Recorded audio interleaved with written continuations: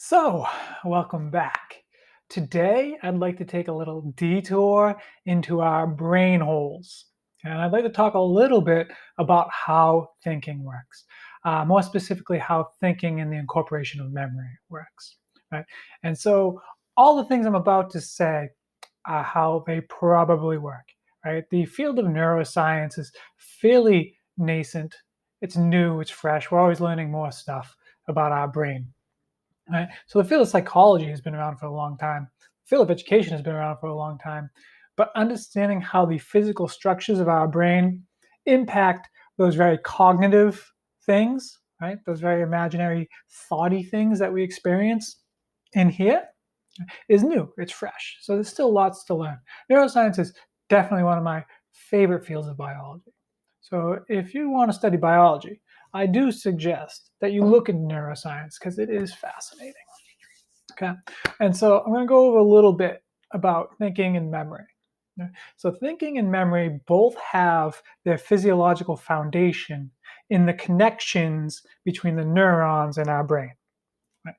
And so every time we experience a situation, every second that we're experiencing, every nanosecond that we're experiencing, right, we have this huge flood of sensory information hitting us, right? I can feel the air on my skin. I can feel the shirt on my skin. I can smell this delicious raspberry energy drink, rather it's sparkling wildberry energy drink that I'm drinking, right? I can see this lamp. Right? I can hear the fan spinning. I can hear the refrigerator. And the more I think about it, the more I recognize I'm hearing. Right? That processing of all of those stimuli, right, is all going on in our brain all at the same time. Right? And so each of those individual stimuli are being processed by the neurons in your brain. And the neuron combination that is getting triggered at any given moment gives us that totality of our experience, right? And so it's only the parts of the stimuli that my brain are actively processing that I'm experiencing. Right? There's things going on around me right now that I don't know about. And so they're not incorporated into part of my experience, even though they are reality. Right? And so my experience of this reality is not reality itself. It's just my experience, what I can perceive and what I am also actively perceiving. Right? Because I'm not perceiving everything I can currently. There's stuff going on that I can sense that I'm just not processing. Right? There's just too much. So our brain is filtering what we are perceiving. Right? It is actively going through as all this information is coming in and saying, oh yeah, that's something you should pay attention to. Now that's something that you don't need to worry about. Right? That's something that you hear all the time. Right? And so things like the feeling of our clothes, right? When we wear them often, we don't think about the fact that they're on, right? But if you think about putting on like an itchy sweater, something that feels different than you're used to, oh, you can't stop thinking about it, right? And so our brain does this to like all of the senses. It's not just the feeling, right? And so that is something to consider and something that's important in understanding the way that we as humans perceive the world, right?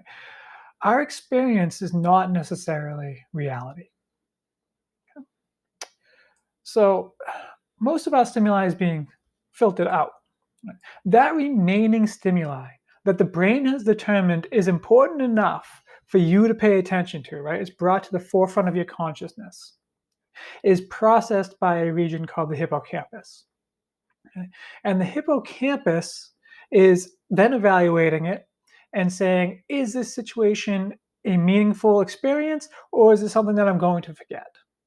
Okay.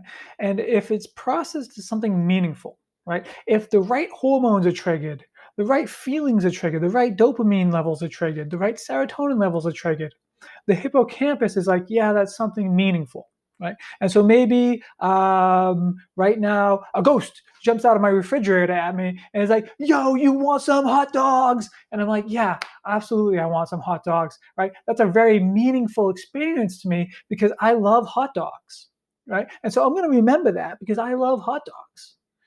And so my brain is like, yeah, that's important, right? And so the hormone levels that I experienced when the ghost jumped out and gave me hot dogs is what's going to determine whether or not that was an important situation or not an important situation. Okay. Those levels are also being processed by my neurons. So they're all firing and being like, yep, this is all these things that fire together. Right? And so if the hippocampus determines that this situation was meaningful and it should be remembered, it kind of stores a blueprint of what neurons were fired in that moment. Right? So it has a record. It's like these were the neurons that were fired when the ghost jumped out of you from the fridge and offered you hot dogs. Okay? And so each of those sensory things have their own neuron sets. So there's a hot dog neuron, right? There's the ghost neuron, there's the refrigerator neuron, and like the refrigerator neurons, like, the refrigerator is a square, it's white, it's hot, it makes this noise, I know it's cold inside, right? All those individual little details have their own little sets of neuron connections. And you put them together and you get fridge, right? You put together ghost. And when I'm thinking about ghosts, I got like a little Casper ghost jumping out at me right now because that's my concept of ghost when I think about ghosts. Okay? Now, these short-term memory blueprints are very detailed, right? They're episodic. And so my hippocampus can cause them to fire again, right? And so it uses that blueprint and it says, hey, remember that thing that just happened? And all of those neurons that fired as part of that meaningful experience are refired together, right? And so when you have this short-term memory, it's very detailed. You can picture it in your brain, right? You can smell the smells that were there, right? Maybe you can taste the tastes that were there, depending on how sensory oriented you are, right? Because your neurons are literally firing as if they were happening when they were happening. Okay? It's very detailed when it's in this short-term memory. Now, the short-term memory can't stay there forever, right? There's a limited amount of space that we have in our short-term memory storage area. It's kind of like the RAM in your computer, right? It's very accessible, it's very detailed, it's great in that moment, right? But your brain needs to decide whether or not it's worth storing for a long time, okay? And so when we sleep, or we rest and we have some downtime, and we're just chilling, right? Our brain is consolidating these experiences. And so the experiences that are determined to be meaningful and worth storing are stored in our long-term memory. When we do that, we are effectively storing it as a story, right? It's like a word file. So instead of having this beautiful like video of somebody skiing down a mountain, right?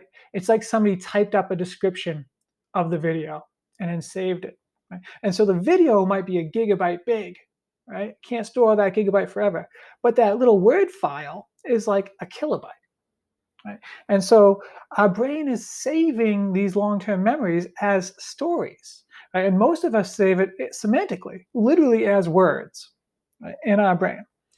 And so we have this area where we can store all of these stories in our brain, and they don't take up much space. Right? And then we can read back those stories to ourselves, right? And so when we read back these stories, right, the neurons that are connected to the words of those stories then fire, and we can kind of recreate the memory, right?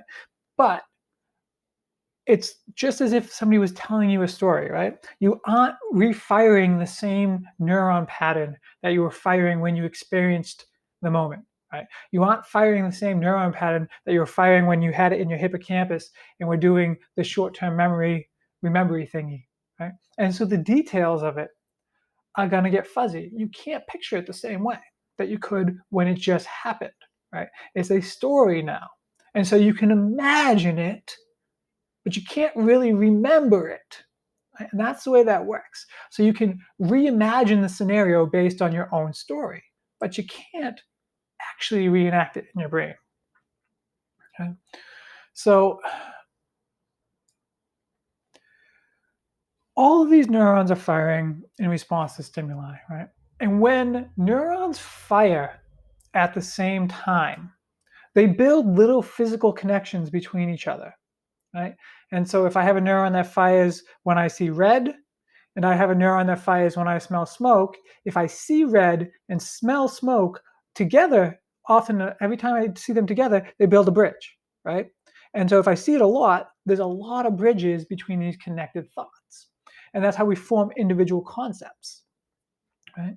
And so these sensory neurons, right, form these bridges. And so every time now that I trigger red, right, my smoke neuron is going to fire too, right? And now, so maybe it makes me think of smoke, right? And maybe it doesn't. It depends on what else my red is connected to, right? And so something that's common like red is going to be connected to a lot of different things, right? Smoke is less common, right? So when I trigger smoke, it's going to have less associations, right? And so maybe immediately I think red. Yeah? I mean, my parents smoked cigarettes when I was little. So when I think smoke, that's the first thing I think of is cigarette smoke, right? That's the first association I have, not other types of smoke. And now, I mean, there's different types of smoke. You can smell different smokes, but the word smoke makes me think of cigarette smokes. Right? So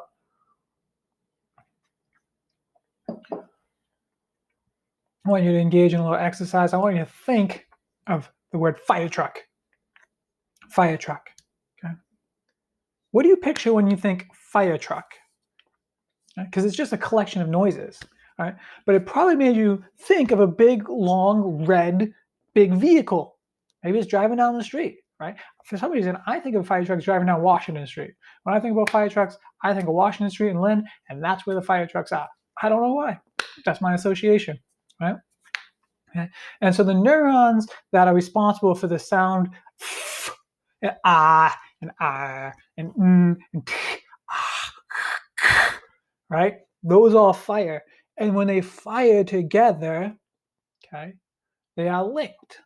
Okay? And so because they're all the same idea, they're all sounds, right? They get fired together a lot. And so they're super connected, right? And so like our word neurons that are responsible for hearing the noises that we use in our language are all connected. And now you can see this at play when you start hearing sounds from a different language that uses different constant noises, right? And so like if you go from Spanish to English, we utilize most of the same noises. Right? And so when I listen to Spanish, I can hear noises that I'm familiar with. Right? My schema is well established for those noises. The combinations of those noises are new and different to me. Right? And so like when I hear nombre, right? My ear hears number, right? But for if I spoke Spanish, I would hear nombre, right? And so like name, number, like same noises, different combos, but I'm familiar to that. Right? Now, if I hear like Japanese, where we have a bunch of different constant noises, like I can't differentiate those familiarities, right? My schema isn't established for that. Okay? And so these word neurons are super well associated, right? And then because if I hear that particular combination of fire truck, right? When I hear fire truck, I think of fire trucks. When I see fire trucks, right? The first time I saw a fire truck, I didn't know it was a fire truck, right? Maybe my father was like, yo, that's a fire truck. And so I saw red and I saw a big metal thing driving. I smelled like diesel exhaust, right? All of those experiences have now at one point in time been tied to the sound fire truck, right? And so they fired, and so they made that connection. And the more times that somebody told me it was a fire truck, and the more times I could tell myself it was a fire truck, right? I built more and more connections to those stimuli that were associated with fire trucks. And so most fire trucks are red. Sometimes you see a yellow fire truck, and you're like, oh, I know that's a fire truck because of its shape and its sound, and it has the ladder, and I can see it's going to the fire, right? And so now maybe I put a little yellow stimuli there, right? But like, I still think of fire trucks as being red because I see them more often. Okay? The metal aspect is there, the diesel exhaust aspect are all tied to the fire truck sound. Okay? And that's connections. So that's how our memories work. And that's how our thinking works, is building these connections between neurons that are triggered by different stimuli. Okay? Now, what I really wanted to get into was the development of schema. Right? It's a word I dropped a couple times in my last little dialogue there. And schema are just categorical organizations of ideas in our brains, right? And so these regions are really strong connections, right? Where these stimuli are always connected to one another, okay? Are called schema. Okay. And so like if you play a lot of sports, You have a sports schema. And so there are certain things that you can understand that are across all sports, right? Like the process of jumping, right? If I need to jump, like me understanding jumping is pretty universal across sports, right? And so if I experience jumping in basketball, I can use that in lacrosse, right? If you read a lot, right, and your schema is based in literature, you might be really well apt at finding themes in stories, right? Because you've developed the schema of thematic understandings, right? And so you have this whole like connection of themes, and if this character does that, then it might mean this theme because I've established that schema, right? And so you interact with the world through your own personal schema. And your schema is built through your experience, right? Your intellectual experience. And so the ways in which you perceive the world impact the ways in which you understand the world. Okay? And so narrow schema leads to very narrow thinking. If you only ever look at the world in one way, you can only ever understand the world through that perspective. Right? So for instance here, if you always think about everything in terms of money, right? How can this make me this money? Or that will make me lose that money, right? All of your thoughts about everything, whether it be a coffee machine or a pen or a book that you're reading, will be processed through that money-making schema, right? And it will taint the way in which you remember that object, right? And so it will be associated with whether or not it could make you money or not. And that's just the way that our perception works. It has to go through some of our schema. And there's no limit to the amount of schema that you can have. Right? You can build as many schema as you'd like. And the schema gets stronger the more that we use them. Right? And so you can have like really strong schema and you can have really weak schema. And your strong schema you can use to process things more often. And maybe under certain circumstances, your weak schema comes in. Right? And so, for instance, you have a school schema. There's a certain way that you approach school. There's a certain way that you understand school, right? And your experiences with school have developed that schema. And now that schema is going to impact your experience with school. And so if your experience with school is that all teachers are authoritarian and they're always out to get you, right? Then the way that you perceive what I'm doing with you will be altered by that schema, right? Because those are the neurons that are firing in your brain, right? The things that say, I'm out, someone's out to get me. Those are the sensory things that when somebody's out to get me, Mr. Lavadier's here, he's a teacher, he's out to get me, right?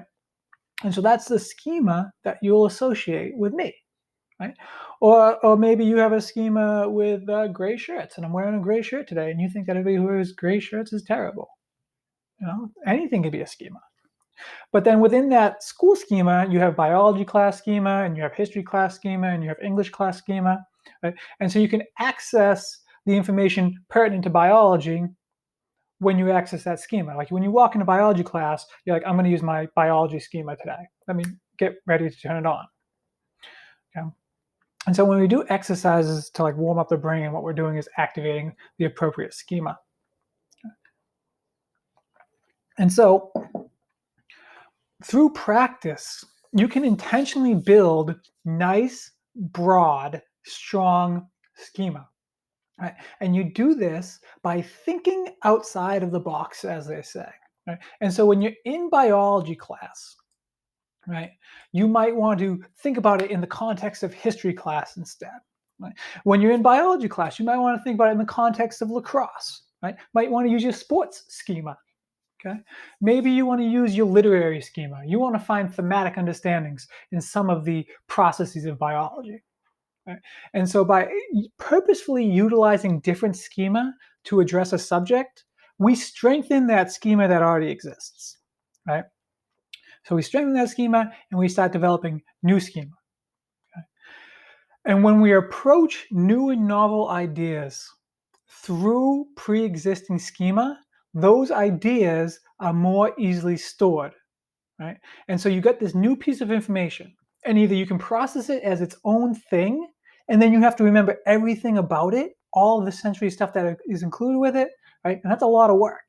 Right? Your brain doesn't like want to do that. Right? Or you can plug it into a schema that you already have, right? And most of the story of that schema is already written. You already have that story done, right? And so you plug in this new detail into the story, and it's already there. You have all the details around it already, rather than having to write a whole new story for it, right? And so that's how learning is most easily achieved, through using pre-existing schema, right? Something you already understand. Okay? So learning is the process of activating that schema, identifying what schema is best suited for a particular piece of information, and then incorporating that piece of information into that schema. Okay? And so the more strong schema that you have at your disposal, the easier it is going to be to learn things meaningfully. Okay? So what that means is the more that you learn, the easier it is for you to learn more things. Right? And so if you have this nice broad schema, right, you have a bunch of different options to choose from. You can understand things in a bunch of different ways. Okay? When you get a new piece of information, okay, putting that information into something that you already understand is going to be a lot easier. Right? If all you understand is how to make TikTok videos, right, and you need to do astrophysics, right, your TikTok schema is not going to be all that super useful for doing astrophysics. Okay? You're gonna have to try, because that's the schema you got, right? Once you incorporate that new piece of information into a pre-existing schema, you can still access that new piece of information, right? And you can use it to build a whole new schema, right? So like it's not limiting just to plug this into a schema. You still have access to it, and you can build off of that schema too, right? And so if I learn like a couple things about cells, right? If I only know a couple things about cells, like I got the foundation for a schema right there, but like it's only a couple pieces, I'm not gonna like have my whole big cell schema. But I start learning more and more and more about it, and now I have my own little subfolder that's my cell schema. And so now I can study other things based off my cell schema. And so maybe I decide that coffee beans are like cells, and I want to study coffee beans through the lens of cells. I can do that because I have a cell schema, right? If I have a TikTok making video, I can also study beans through TikTok videos, right? And so how are TikTok videos like coffee beans? I can use my TikTok schema to understand a coffee bean. That's how that works. Right? Not all schemas are appropriate for learning all things. Um, where this comes into school is when you memorize something for a test, right? Like I need to get an A on this test. I'm going to learn all this stuff. I'm going to read my notebook, and right before the test, I'm going to open my notes and look at my notes, and I'm going to answer the right question right. Cool, good, awesome. You got an A on the test. Cool, right? That process is basically just creating a little temporary recycling bin, trash bin schema. And you're putting all the information in and you're holding on to it, and you're like, this is the schema for the test. This is my biology 1 test schema. Right? And as soon as the test is done, you trash that schema. And all that information is gone. It's useless to you. Right? Completely useless. Waste of time. Cool. Awesome. You got an A on a test. Right? All that information has been trashed. Okay? Instead, you could have went about understanding the material, right? Taking that material, incorporating it into your already existing schema, right? And potentially, right, building new schema if this is a subject you want to utilize for understanding your life, right? And that newly incorporated information will strengthen the schema that you already have, right? So even if it's TikTok videos, if I plug my biology information into my TikTok schema, right, my TikTok schema is now stronger than it was before, right? And so that's still useful, right? And so anytime you understand something, it doesn't matter what it is, it's going to be useful to you. Yeah. So school, the whole process of school is about learning how to build schema. That is what school is for. Okay? It's not about getting A's on tests. It's not about remembering what mitochondria do. It's about learning how to build schema. Okay. And the fact that school exposes you to various different subjects affords you the opportunity to build these diverse, varied schema that create a strong and flexible mind, so you can look at things from different perspectives. Right? It makes it easier to understand everything because you have different ways of looking at stuff. Right? And so as an analogy, schema are very akin to computer directories. Right? So like I got my C file, I got my C drive. Okay? That's my brain. In my C drive, I have different folders, like my programs folders, my download folders, my pictures folders. Okay? And then in my pictures folders, I can have a bunch of other folders, right? And so each of these are different levels of schema. Okay? I can have as many folder levels as I want, and I can add as many folders as I want. Right? The way that's different is that your schema can be interconnected, right? So I can have one schema in multiple different folders, right? And I can have the same file in multiple different folders. Right? There's nothing stopping me from putting the same file connected to other different folders. Okay, so that's it. I know that was a little long-winded, but I really like thinking. Thinking about thinking is called metacognition. So think about the way you think and understand why you choose to think the way you think, and you'll save yourself a lot of stress in life. Yeah, that's it. Have a great day. Bye.